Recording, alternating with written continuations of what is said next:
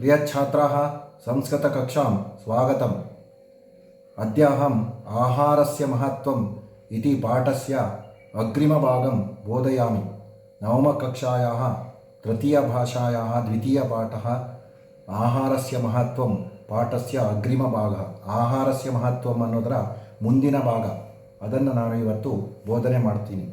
ಮೊದಲನೇ ಭಾಗವನ್ನು ನಾನು ಆಲ್ರೆಡಿ ಮಾಡಿದ್ದೀನಿ, ಈಗ ಅಪ್ಲೋಡ್ ಮಾಡ್ತೀನಿ. ಇವಾಗ ದ್ವಿತೀಯ ಭಾಗ. ಈಗ ಆಹಾರಸ್ಯ ಮಹತ್ವಂ ಪಾಠದ ಮುಂದಿನ ಭಾಗ. ಶಂಕರ ಕೇಳ್ತಾನೆ, ಆಚಾರ್ಯ ಅಹಮಪಿ ಹಿತಬುಕ್ ಭವಿತುಂ ಇಚ್ಛಾಮಿ. ನಾನು ಸಹ ಹಿತಬುಕ್ ಭವಿತುಂ ಇಚ್ಛಾಮಿ, ಹಿತಬುಕ್ ಆಗಲು ಇಷ್ಟಪಡ್ತೀನಿ ಅಂತ. ಅಂದರೆ ಹಿತಕರವಾದ್ದನ್ನೇ ಸೇವನೆ ಮಾಡ್ತೀನಿ ನಾನು ಅಂತ. ಭವಿತುಂ ಹೇಳುವಲ್ಲಿ ತುಮುನ್ ಪ್ರತ್ಯಯ ಅಂತ ಇದೆ, ಅದು ಕೃದಂತ ಆಗುತ್ತೆ. ಕೃಪಯ ಮಿತಬುಕ್ ಋತುಬುಕ್ ಅರುಕ್ ಇತ್ಯಸ್ಯಾಪಿ ಅರ್ಥಂ ಕಥಯತು. ದಯಮಾಡಿ ಮಿತಬುಕ್ ಋತುಬುಕ್ ಅರುಕ್ ಈ ಮೂರರ ಅರ್ಥವನ್ನು ಇತ್ಯಸ್ಯ ಅಪಿ, ಇತಿ ಪ್ಲಸ್ ಅಸ್ಯ ಪ್ಲಸ್ ಅಪಿ, ಎಣಸಂಧಿ ಮತ್ತು ಸವರ್ಣ ದೀರ್ಘ ಸಂಧಿ ಇದೆ. ಇದರ ಅರ್ಥವನ್ನು ಹೇಳಿ ಸಾರ್ ಅಂತ ಶಂಕರ ಕೇಳ್ತಾನೆ. ಕಥಯತು ಲೋಟ್ಲಕಾರ ಪ್ರಥಮ ಪುರುಷ ಏಕವಚನ. ಆಚಾರ್ಯ ಆಹಾರ ಸೇವನೆ ಪರಿಮಿತಿ ಭವೇತ್. ಆಹಾರ ಸೇವನೆಯಲ್ಲಿ ಲಿಮಿಟೇಷನ್ ಇರಬೇಕು. ಸಿಕ್ತು ಅಂತ ಚೆನ್ನಾಗಿ ಕಂಠಪೂರ್ತಿ ತಿನ್ನೋದಲ್ಲ. ಇವಾಗ ಕೆಲವರು ಮದುವೆ ಉಪನಯನಗಳಿಗೆ ಮುಂತಾದ ಕಾರ್ಯಕ್ರಮಗಳಿಗೆ ಹೋದಾಗ ಅನ್ಲಿಮಿಟ್ ಆಗಿ ತಿನ್ನೋದನ್ನು ನಾವು ನೋಡ್ತೀವಿ. ಆ ಥರ ತಿನ್ನಬಾರ್ದು. ಇಂಡೈಜೆಷನ್ ಆಗುತ್ತೆ ಅಥವಾ ಲೂಸ್ ಮೋಷನ್ ಆಗುತ್ತೆ, ನಾನಾ ರೀತಿ ಕಾಯಿಲೆಗಳು ಬರುತ್ತೆ. ಹಾಗಾಗಿ ಎಷ್ಟು ಬೇಕೋ ಅಷ್ಟು ಲಿಮಿಟಾಗಿ ತಿನ್ನಬೇಕು. ಭವೇತ್ ಅಂದರೆ ವಿಧಿಲಿಂಗ್ಲಕಾರ ಪ್ರಥಮ ಪುರುಷ ಏಕವಚನ. ಆಹಾರ ಲಬ್ಧ ಇತಿ ಅಧಿಕಂ ನ ಖಾದೇತ್. ಆಹಾರ ಸಿಕ್ತು, ಫುಡ್ ಸಿಕ್ತು, ಫ್ರೀಯಾಗಿ ಸಿಕ್ಕಿದೆ, ಎಷ್ಟು ಬೇಕಾದ್ರೂ ತಿನ್ನೋಣ ಕಂಠಪೂರ್ತಿ ಅಂತ ತಿನ್ನಬಾರ್ದು. ನಮಗೆ ಎಷ್ಟು ಬೇಕೋ ಅಷ್ಟನ್ನು ಮಾತ್ರ. ಅಧಿಕಂ ನ ಖಾದೇತ್, ಹೆಚ್ಚು ತಿನ್ನಬಾರ್ದು. ನಮ್ಮ ಶರೀರಕ್ಕೆ ಅವಶ್ಯಕತೆ ಇರೋದಷ್ಟು ಮಾತ್ರ ತಿನ್ನಬೇಕು. ಖಾದೇತ್ ಆಲ್ಸೋ ವಿಧಿಲಿಂಗ್ ಪ್ರಥಮ ಏಕವಚನ. ಅಧಿಕ ಆಹಾರ ಸೇವನೇನ ಶರೀರೆ ಆಮವರ್ಧನೇನ ಬಹವಃ ರೋಗಾಃ ಸಂಭವಂತಿ. ಅಧಿಕ ಪ್ಲಸ್ ಆಹಾರ ಸೇವನೇನ, ಇಲ್ಲಿ ಸವರ್ಣ ದೀರ್ಘ ಸಂಧಿ ಇದೆ. ಶರೀರದಲ್ಲಿ ಆಮವರ್ಧನೆ ಆಗುತ್ತೆ, ಅಂದರೆ ಟಾಕ್ಸಿನ್ಸ್ ಅಂತ ಹೇಳ್ತೀವಲ್ವ, ಅದೆಲ್ಲ ಹೆಚ್ಚಾಗುತ್ತೆ. ಬಹವಃ ರೋಗಾಃ ಅಥವಾ ಬ್ಯಾಡ್ ಕೊಲೆಸ್ಟ್ರಾಲು ಇವೆಲ್ಲ ಹೆಚ್ಚಾಗಿ ಬಹವಃ ರೋಗಾಃ ಸಂಭವಂತಿ, ಹಲವಾರು ರೋಗಗಳು ಉಂಟಾಗುತ್ತವೆ, ಸಂಭವಿಸುತ್ತವೆ. ಅತಃ ಮಿತಾಹಾರ ಸೇವನೀಯ, ಆದ್ದರಿಂದ ಲಿಮಿಟ್ಟಾಗಿ ಸೇವಿಸಬೇಕು. ಯಹ ಮಿತಾಹಾರಂ ಸಹ ಮಿತಬುಕ್ ಭವತಿ. ಯಾರು ಮಿತಾಹಾರವನ್ನು ಸೇವನೆ ಮಾಡ್ತಾನೋ ಅವನನ್ನು ಮಿತಬುಕ್ ಅಂತ ಕರಿತೀವಿ, ಲಿಮಿಟ್ಟಾಗಿ ತಿನ್ನುವನು ಅಂತ ಅರ್ಥ. ಮಿತಾಹಾರ ಹೇಳುವಲು ಸವರ್ಣ ದೀರ್ಘ ಸಂಧಿ ಇದೆ. ಮಿತ ಪ್ಲಸ್ ಆಹಾರ. ತಥೈವ ಅದೇ ರೀತಿ, ತಥಾ ಪ್ಲಸ್ ಏವ ವೃದ್ಧಿ ಸಂಧಿ.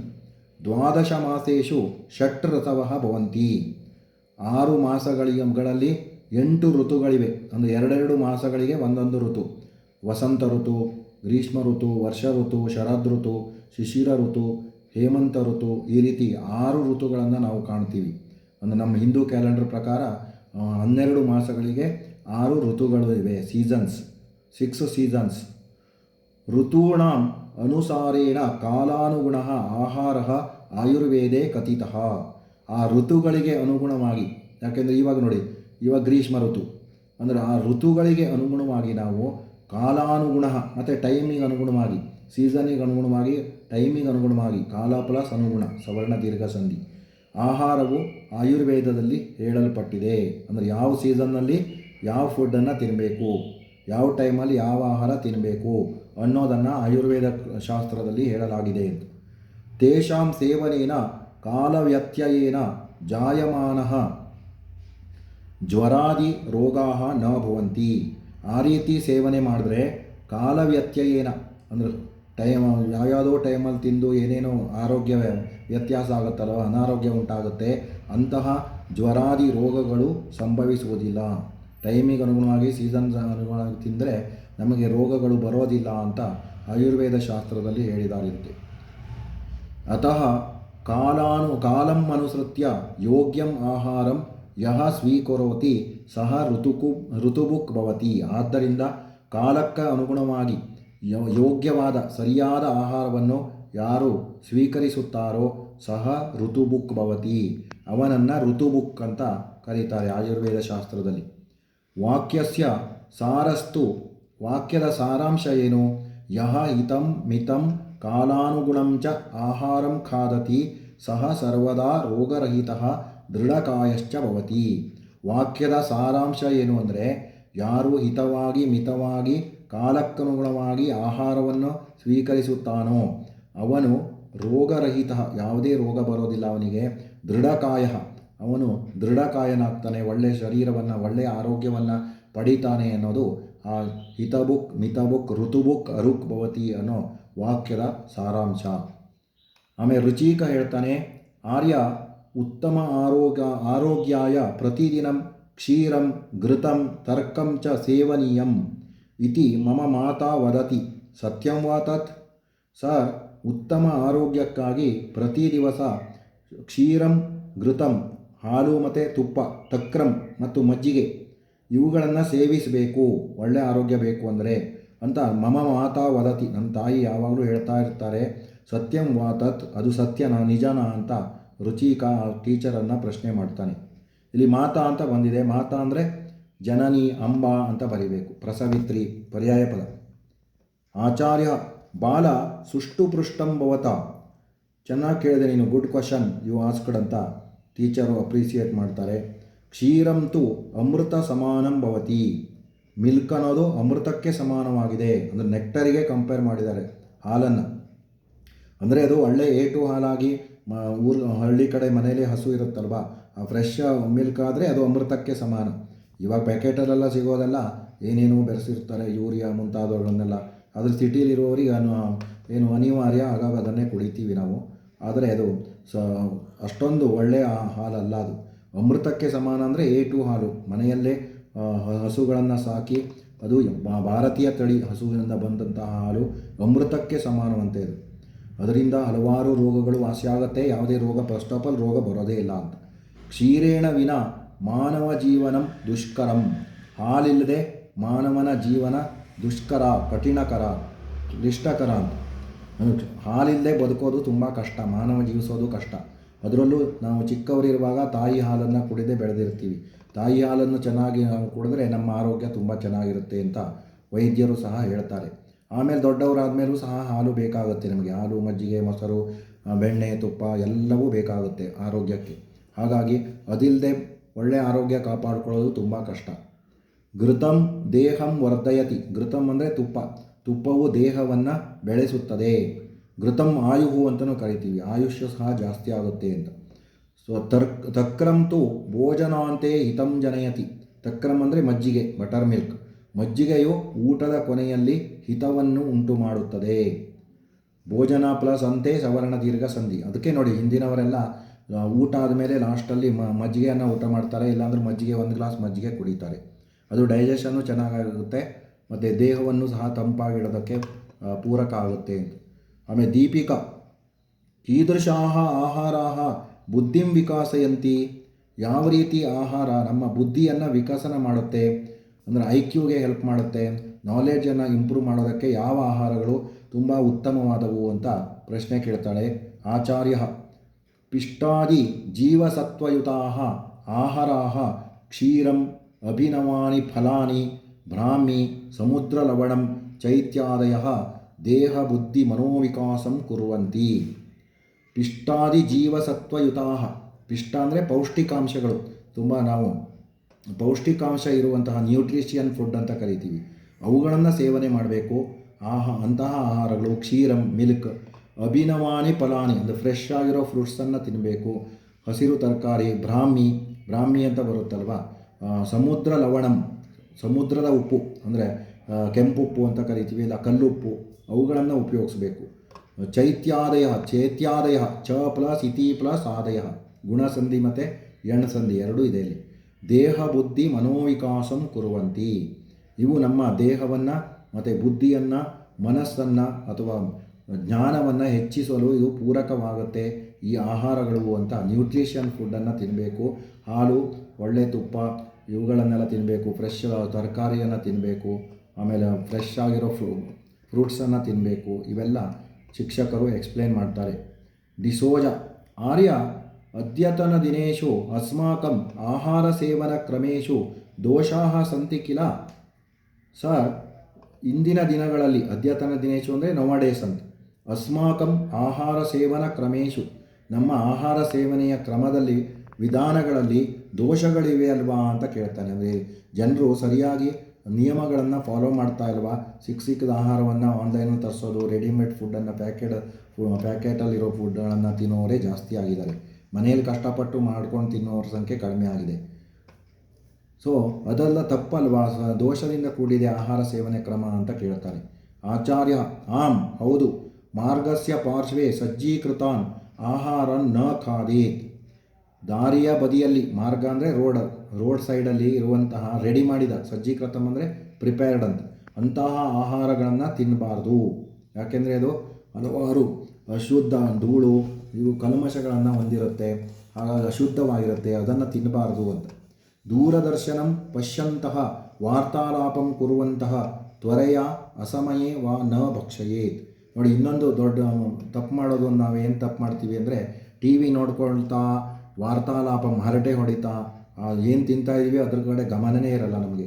ಏನೇನೋ ಹರಟೆ ಹೊಡ್ಕೊಂಡು ಟಿ ವಿ ನೋಡಿಕೊಂಡು ಎಲ್ಲೋ ಕಾನ್ಸಂಟ್ರೇಟ್ ಮಾಡಿಕೊಂಡು ಇಲ್ಲಿ ತಿಂತಾ ಇರ್ತೀವಿ ಯಾಂತ್ರಿಕವಾಗಿ, ಮಷಿನ್ ಥರ. ಆ ಥರ ಮಾಡಬಾರ್ದು. ತ್ವರೆಯ ಅಂದರೆ ತುಂಬ ಫಾಸ್ಟಾಗಿ, ಅಸಮಯೇ ಅಂದರೆ ಯಾವ್ಯಾವುದೋ ಟೈಮಿಗೆ, ಒಂದು ದಿವಸ ಮಧ್ಯಾಹ್ನ 12 ಗಂಟೆಗೆ ಊಟ ಮಾಡೋದು, ಇನ್ನೊಂದು ದಿವಸ 3 ಗಂಟೆ, ಇನ್ನೊಂದು ದಿವಸ 4 ಗಂಟೆ, ಅಥವಾ ರಾತ್ರಿ ಊಟ ಆದರೆ 11 ಗಂಟೆ ರಾತ್ರಿ, 12 ಗಂಟೆ ರಾತ್ರಿ ಎಲ್ಲ ಊಟ ಮಾಡ್ತಾರೆ. ಆ ಥರ ಮಾಡಬಾರ್ದು. ರಾತ್ರಿ ಊಟ ಸೂರ್ಯೋದಯಕ್ಕಿಂತ ಮುಂಚೆ ಇರಬೇಕು, ಇಲ್ಲ ಮ್ಯಾಕ್ಸಿಮಮ್ 8 o'clock ಆದರೆ ಓಕೆ. ಆ ರೀತಿ ಅಸಮಯದಲ್ಲಿ ನ ಭಕ್ಷಯೇತ್. ಟಿ ವಿ ನೋಡಿಕೊಂಡು ಹರಟೆ ಹೊಡ್ಕೊಂಡು ಗಮನವನ್ನು ಬೇರೆ ಕಡೆ ಕೇಂದ್ರೀಕರಿಸಿ ನಾವು ಆಹಾರವನ್ನು ತಿನ್ನಬಾರ್ದು, ಅದು ಅನಾರೋಗ್ಯಕ್ಕೆ ಕಾರಣ ಆಗುತ್ತೆ ಅಂತ. ಖಾದೇತ್, ಭಕ್ಷಯೇತ್ ಅಂತ ಇದೆಯಲ್ವಾ, ಇದೆರಡು ಸಮಾನಾರ್ಥಕ ಪದ. ವಿಧಿಲಿಂಗ್ಲಕಾರ, ಪ್ರಥಮ ಪುರುಷ ಏಕವಚನ. ಆಹಾರೇ ಅವಧಾನಂ ದತ್ವ ಖಾದೇತ್. ಆಹಾರದಲ್ಲಿ ನಾವು ಕಾನ್ಸಂಟ್ರೇಟ್ ಮಾಡಿ ಏನು ತಿಂತೀವಿ ಅನ್ನೋದ್ರ ಗಮನ ಕೊಟ್ಟು ಚೆನ್ನಾಗಿ ರುಚಿ ನೋಡಿಕೊಂಡು ಅದನ್ನು ತಿನ್ನಬೇಕು, ಸ್ವೀಕರಿಸಬೇಕು. ಏನೇನೋ ಹರಟೆ ಹೊಡ್ಕೊಂಡು ಎಲ್ಲೋ ನೋಡಿಕೊಂಡು ಗಮನ ಬೇರೆ ಕಡೆ ಇರುವಾಗ ತಿಂದರೆ ಅದು ತಿಂದಿದ್ದು ಮೈಗೆ ಹತ್ತಲ್ಲ ಅಂತ. ಸೊ ಭವಂತಹ ಏವಂ ದೋಷಂ ನ ಕುರುವಂತು. ನೀವು ಈ ರೀತಿ ತಪ್ಪುಗಳನ್ನು ಮಾಡಬೇಡಿ ಅಂತ ಶಿಕ್ಷಕರು ಮಕ್ಕಳಿಗೆ ಬುದ್ಧಿವಾದವನ್ನು ಹೇಳ್ತಾರೆ. ದೋಷ ಅಪೋಸಿಟ್ಟು ನಿರ್ದೋಷ ಅಥವಾ ಗುಣ ಅಂತ ಬರೀಬೇಕು. ಕುರುವಂತು ಲೋಟ್ ಪ್ರಥಮ ಬಹುವಚನ. ಮಯ ಉಕ್ತರೀತ್ಯ ಆಹಾರಂ ಸ್ವೀಕುರುವಂತು. ನಾನು ಏನು ಹೇಳಿದ್ದೀನೋ ಆ ರೀತಿ ನೀವು ಆಹಾರವನ್ನು ಸ್ವೀಕರಿಸಿ ಅಂತ ಟೀಚ್ ಮಾಡ್ತಾರೆ ಮಕ್ಕಳಿಗೆ. ಸ್ವೀಕುರುವಂತು ಆಸೋ ಲೋಟ್ ಪ್ರಥಮ ಬಹುವಚನ. ಸರ್ವೇ: ಆಂ, ಯಸ್ ಆಚಾರ್ಯ, ಹೌದು ಸರ್. ವಯಂ ಹಿತಂ ಮಿತಂ ಕಾಲಾನುಗುಣಂ ಚ ಆಹಾರಂ ಖಾದಿತ್ವಾ ರೋಗರಹಿತಾ ಭವೇಮ. ನಾವು ಸಹ ಹಿತವಾಗಿ, ಮಿತವಾಗಿ, ಟೈಮಿಗೆ ಅನುಗುಣವಾಗಿ ಆಹಾರವನ್ನು ತಿಂದು ರೋಗರಹಿತರಾಗ್ತೀವಿ, ಆರೋಗ್ಯವಂತರಾಗೋಣ ಅಂತ ಎಲ್ಲರೂ ಸೇರಿಕೊಂಡು ಶಿಕ್ಷಕರಿಗೆ ಹೇಳ್ತಾರೆ. ಆಚಾರ್ಯ: ತಥೈವ ತಥಾಫಲ ಸೇವ ವೃದ್ಧಿಸಂಧಿ ಕೃತ್ವ ಆರೋಗಿಣೋ ಭವಂತು. ಎಲ್ಲರೂ ಸಹ ಆರೋಗ್ಯದಿಂದ ಇರೋಣ, ಆರೋಗ್ಯವಾಗಿರಿ ಅಂತ ಹರಸ್ತಾರೆ. ದೇವಃ ಅನುಗ್ರಹಣಾತು ಭವತಃ ಸರ್ವಾನ್. ನಿಮ್ಮೆಲ್ಲರನ್ನು ದೇವರು ಅನುಗ್ರಹಿಸಲಿ, ಗಾಡ್ ಬ್ಲೆಸ್ ಯು ಅಂತ ಹೇಳ್ತಾರೆ. ಸರ್ವೇಷಾಂ ಶುಭಂ ಭವತು ಸರ್ವದ. ಎಲ್ಲರಿಗೂ ಯಾವಾಗಲೂ ಒಳ್ಳೆಯದಾಗಲಿ ಅಂತ. ಸರ್ವೇ ಜನಾಃ ಸುಖಿನೋ ಭವಂತು. ಈಗ ಅಭ್ಯಾಸವನ್ನು ನೋಡೋಣ. ಏಕವಾಕ್ಯೇನ ಉತ್ತರಂ. ಒಂದು ವಾಕ್ಯದಲ್ಲಿ ಉತ್ತರಿಸೋದು. ಅಕ್ಟೋಬರ್ 16 ದಿನಾಂಕೆ ಸರ್ವತ್ರ ಕಿಂ ಆಚರಂತಿ. ಅಕ್ಟೋಬರ್ ತಿಂಗಳಿನ 16ನೇ ತಾರೀಕು ಏನು ಅಂತ ಆಚರಿಸ್ತೀವಿ ಅಂತ. ಅಕ್ಟೋಬರ್ 16 ದಿನಾಂಕೆ ಸರ್ವತ್ರ ವಿಶ್ವ ಆಹಾರ ದಿನಂ ಇತಿ ಆಚರಂತಿ. ವಿಶ್ವ ಆಹಾರ ದಿನ ಅಂತ ಆಚರಿಸ್ತಾರೆ. ಶರೀರಂ ಕೇನ ಸಂಪಾಲ್ಯತೆ. ಶರೀರವು ಯಾವುದರಿಂದ ರಕ್ಷಿಸಲ್ಪಡುತ್ತೆ? ಶರೀರಂ ಆಹಾರೇಣ ಸಂಪಾಲ್ಯತೆ. ಶರೀರವು ಆಹಾರದಿಂದ ಸಂಪಾದಿಸಲ್ಪಡುತ್ತೆ, ರಕ್ಷಿಸಲ್ಪಡುತ್ತೆ ಅಂತ. ಮಾನವಸ್ಯ ಶರೀರಂ ಕಿಂ ಯುಕ್ತಂ ಅಸ್ತಿ. ಮಾನವನ ಶರೀರ ಯಾವುದರಿಂದ ಕೂಡಿದೆ? ಮಾನವಸ್ಯ ಶರೀರಂ ವಾತ ಪಿತ್ತ ಕಫಯುಕ್ತಂ ಅಸ್ತಿ. ಮಾನವನ ಶರೀರವು ವಾತ ಪಿತ್ತ ಮತ್ತು ಕಫಗಳಿಂದ ಕೂಡಿದೆ. ಆಹಾರೇಷು ಕತಿ ವಿಭಾಗಾಃ ಸಂತಿ. ಆಹಾರಗಳಲ್ಲಿ ಎಷ್ಟು ಪ್ರಕಾರಗಳಿವೆ? ಆಹಾರೇಷು ಸತ್ವ ರಜಸ್ ತಮೋಗುಣಾಃ ಇತಿ ತ್ರಯಃ ವಿಭಾಗಾಃ ಸಂತಿ. ಆಹಾರಗಳಲ್ಲಿ ಸತ್ವ ರಜಸ್ ಮತ್ತು ತಮೋಗುಣ ಎಂದು 3 ಪ್ರಕಾರಗಳಿವೆ. ವಯಂ ಕಥಂ ರೋಗರಹಿತಾಃ ಭವೇಮ, ನಾವು ಹೇಗೆ ರೋಗರಹಿತರಾಗ್ತೀವಿ. ವಯಂ ಹಿತಂ ಮಿತಂ ಕಾಲಾನುಗುಣಂ ಚ ಆಹಾರಂ ಖಾದಿತ್ವಾ ರೋಗರಹಿತಾಃ ಭವೇಮ, ನಾವು ಹಿತವಾಗಿ ಮಿತವಾಗಿ ಕಾಲಕ್ಕೆ ಅನುಗುಣವಾಗಿ ಆಹಾರವನ್ನು ತಿಂದು ರೋಗರಹಿತರಾಗಿರೋಣ ಅಂತ. ಆಮೇಲೆ ರಿಕ್ತಸ್ಥಾನಂ ಪೂರಯತ ಶರೀರ ಮಾಧ್ಯಂ ಖಲು ಧರ್ಮ ಸಾಧನಂ ಅಂತ. ಆಹಾರಾಭಾವೇನ ಜನಾಃ ಮೃತಾಃ ನ ಭವಂತು, ಕ್ಷೀರಂ ತು ಅಮೃತ ಸಮಾನಂ ಭವತಿ, ಆಹಾರೇ ಅವಧಾನಂ ದತ್ವಾ ಖಾದೇತ್, ಸರ್ವೇಷಾಂ ಶುಭಂ ಭವತು ಸರ್ವದಾ. ಲಘೂತ್ತರಂ ಸತ್ವಗುಣಯುಕ್ತಾಃ ಆಹಾರಾಃ ಕೇ, ಸತ್ವಗುಣಯುಕ್ತವಾದ ಆಹಾರಗಳು ಯಾವುವು ಅಂತ. ಮಧುರಾಃ ಸದ್ಯಃ ಏವ ಸಜ್ಜೀಕೃತಾಃ ಆಹಾರಾಃ ದಧಿ ಘೃತಂ ತಕ್ರಂ ಕ್ಷೀರಂ ಶಾಕಾಃ ಹರಿತಾನಿ ಪರ್ಣಾನಿ ಚ ಸಾತ್ವಿಕ ಆಹಾರಾಃ ಏತೆ ದೇಹಸ್ಯ ಹಿತಕರಾಃ ಭವಂತಿ. ಮಿತಭುಕ್ ಇತ್ಯಸ್ಯ ಅರ್ಥಃ ಕಃ, ಆಹಾರ ಸೇವನೆ ಪರಿಮಿತಿಃ ಭವೇತ್, ಆಹಾರಃ ಲಬ್ಧಃ ಇತಿ ಅಧಿಕಂ ನ ಖಾದೇತ್, ಅಧಿಕ ಆಹಾರ ಸೇವನೇನ ಶರೀರೆ ಆಮವರ್ಧನೇನ ಬಹವಃ ರೋಗಾಃ ಸಂಭವಂತಿ, ಅತಃ ಮಿತಾಹಾರಃ ಸೇವನೀಯಃ, ಯಃ ಮಿತಾಹಾರಂ ಸೇವತೆ ಸಹ ಮಿತಭುಕ್ ಭವತಿ. ಕೀದೃಶಾಃ ಆಹಾರಃ ಅಸ್ಮಾಕಂ ಬುದ್ಧಿಂ ವಿಕಾಸಯಂತಿ. ಪಿಷ್ಟಾದಿ ಜೀವಸತ್ವಯುತಾಃ ಆಹಾರಾಃ ಕ್ಷೀರಂ ಅಭಿನವಾನಿ ಫಲಾನಿ ಬ್ರಾಹ್ಮಿ ಸಮುದ್ರಲವಣಂ ಕಾಶ್ಮೀರಫಲಂ ಇತ್ಯಾದಯಃ ದೇಹ ಮನೋಬುದ್ಧೀನಾಂ ವಿಕಾಸಾಯ ಭವಂತಿ.